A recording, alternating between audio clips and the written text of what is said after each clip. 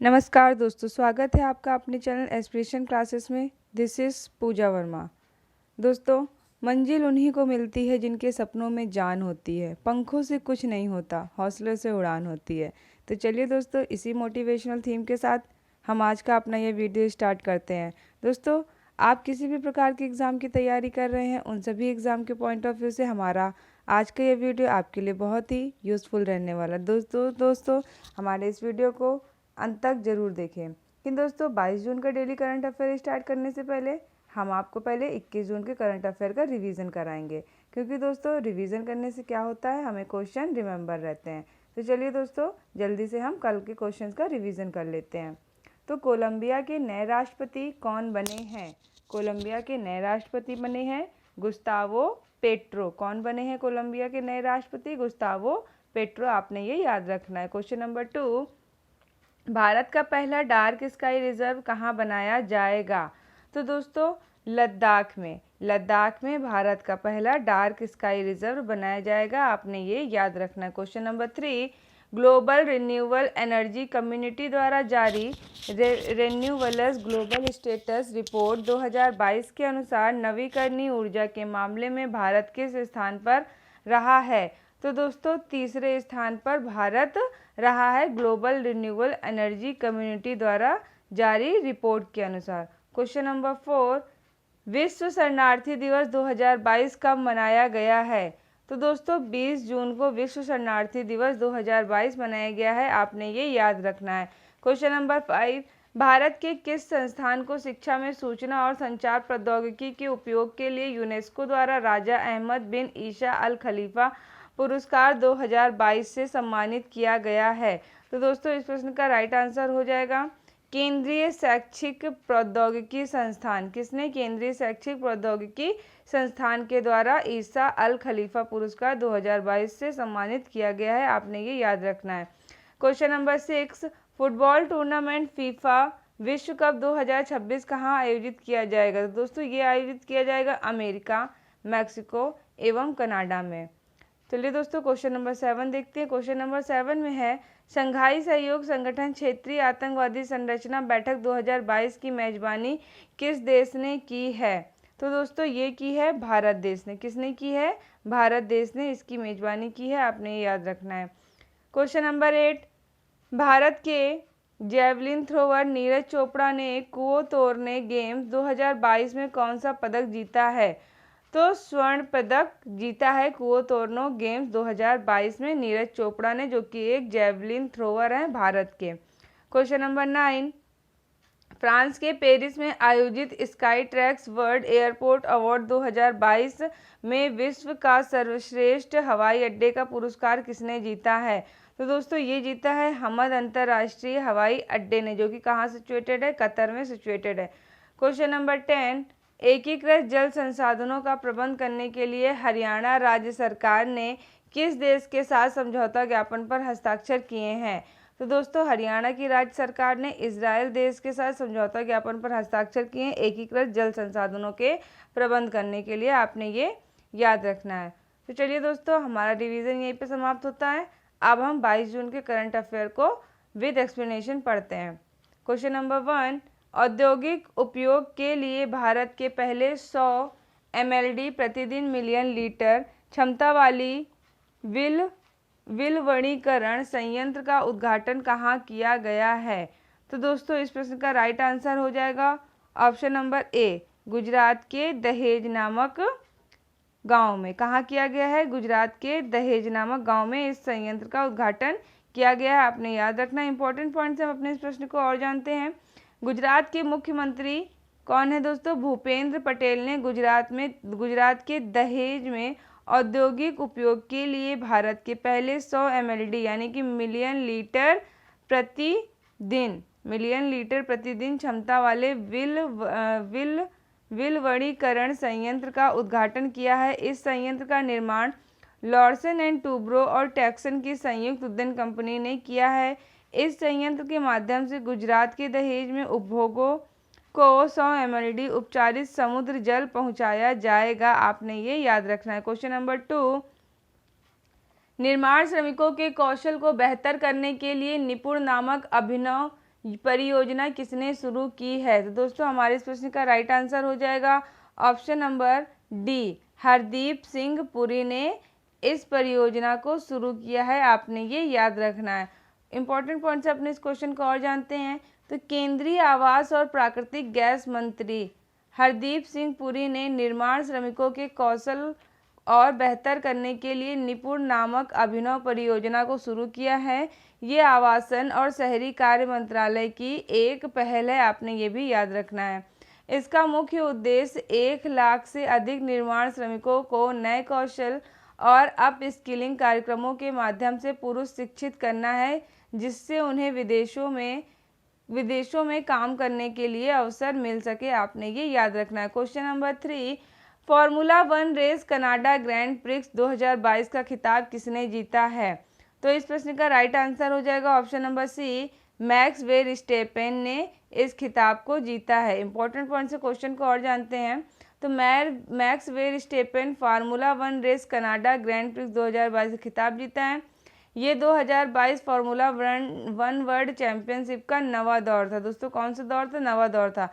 यदि हम इसके आयोजन स्थल की बात करें तो इसका आयोजन स्थल कहाँ था? कनाडा में इसका आयोजन स्थल है। आपने ये याद रखना है। दोस्तों क्वेश्चन नंबर 4 देखने से पहले हम आपसे कहना चाहेंगे, यदि आप हमारे चैनल पर पहली बार विजिट कर रहे हैं तो दोस्तों हमारे इस चैनल को सब्सक्राइब जरूर कर लें।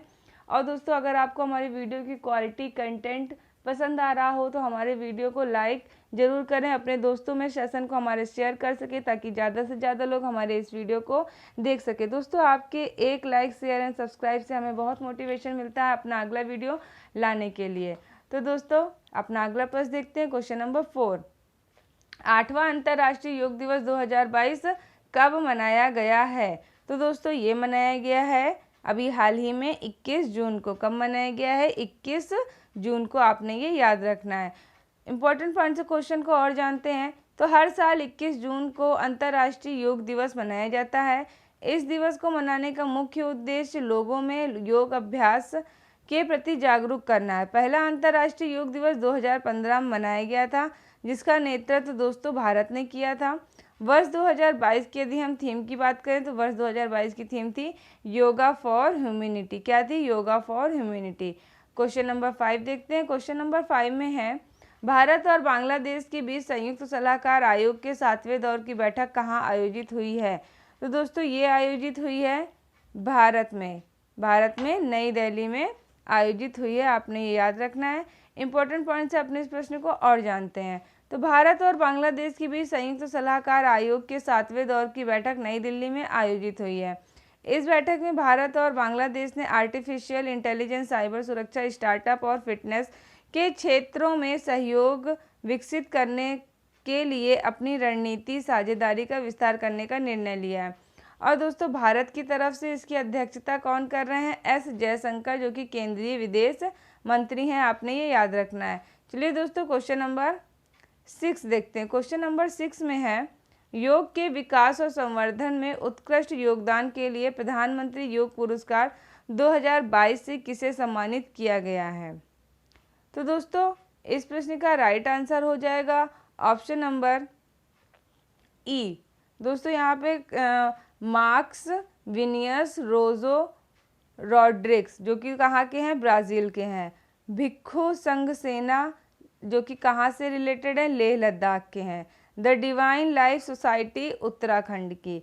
द ब्रिटिश व्हील ऑफ योग संगठन कहाँ के? यूनाइटेड किंगडम के। इन सभी को योग पुरस्कार दिया गया है। आपने ये याद रखना है। इंपॉर्टेंट पॉइंट से क्वेश्चन को और जानते हैं। योग के विकास और संवर्धन में उत्कृष्ट योगदान के लिए प्रधानमंत्री योग पुरस्कार 2022 से 2 व्यक्तियों और 2 संगठनों को सम्मानित किया गया है। प्रधानमंत्री योग पुरस्कार से उन व्यक्तियों को, संगठनों को सम्मानित किया जाता है जिन्होंने योग के प्रचार और विकास के माध्यम से निरंतर समय अवधि के लिए समाज पर महत्वपूर्ण प्रभाव डाला हो। आपने ये याद रखना है। क्वेश्चन नंबर 7, साइबर सुरक्षा और राष्ट्रीय सुरक्षा पर नई दिल्ली में आयोजित राष्ट्रीय शिखर सम्मेलन 2022 की अध्यक्षता किसने की है? तो दोस्तों इस प्रश्न का राइट आंसर हो जाएगा option number D, Amit Shah, जो कि दोस्तों गृह मंत्री हैं भारत के। इन्होंने राष्ट्रीय शिखर सम्मेलन की अध्यक्षता की है 2022 में। आपने ये याद रखना है। इंपॉर्टेंट पॉइंट से क्वेश्चन को और जानते हैं। तो केंद्रीय गृह मंत्री अमित शाह ने साइबर सुरक्षा और राष्ट्रीय सुरक्षा पर नई दिल्ली में आयोजित राष्ट्रीय शिखर सम्मेलन 2022 की अध्यक्षता की है। इस शिखर सम्मेलन का आयोजन भारत में साइबर अपराधियों के रोकथाम, जन जागरूकता उत्पन्न करने के उद्देश्य से किया गया है। दोस्तों यदि हम इसके आयोजन स्थल की बात करें तो आयोजन स्थल है इसका नई दिल्ली, आपने ये याद रखना। क्वेश्चन नंबर 8, प्रधानमंत्री नरेंद्र मोदी ने the Indian constitution untold story यानी कि भारतीय संविधान की अनकही कहानियाँ नामक पुस्तक का विमोचन किया है। इस पुस्तक को किसने लिखा है? तो दोस्तों इस पुस्तक को लिखा है राम बहादुर राय ने। किसने लिखा है? राम बहादुर राय ने। Option number D is the right answer, आपने ये याद रखना है। इंपॉर्टेंट पॉइंट्स हम अपने इस प्रश्न को और जानते हैं। तो दोस्तों राम बहादुर राय के द्वारा ही ये पुस्तक लिखी गई है, आपने याद रखना है। इंपॉर्टेंट पॉइंट तो इसमें नहीं है। चलिए दोस्तों क्वेश्चन नंबर 9 देख लेते हैं। क्वेश्चन नंबर 9 में है एरोस्पेस रक्षा और सामान्य इंजीनियरिंग अनुप्रयोगों के लिए स्वदेशी धातु 3D प्रिंटर को किस संस्थान के शोधकर्ताओं ने विकसित किया है?